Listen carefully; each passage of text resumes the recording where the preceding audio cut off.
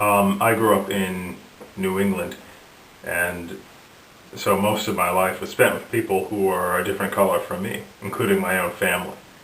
And so I just grew up with these people, and we developed together. And you can't develop hate when you grow up with someone who's different from you. And I understand, though, that that's not common.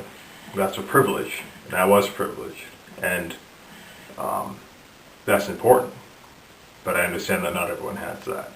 So I think when you meet someone, you kind of have to take into account how they grew up and maybe what their parents taught them and the community that they grew up in.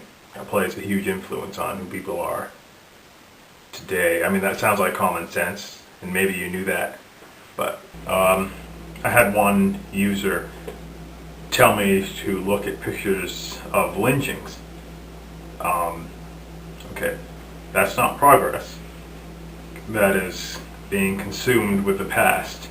And I understand the emotions and the fear that go along with that, but while there's still prejudice and racism, there are not lynchings. And so I think that being consumed with racism is just as unhealthy as assuming that it doesn't exist, period. I think if you look at another human being of any color and say, I understand what you go through, I'm asking you to understand what I go through, instead of just saying, I go through hell and you have it good, people aren't going to respond well to that. And thus the problem is going to continue and continue and continue.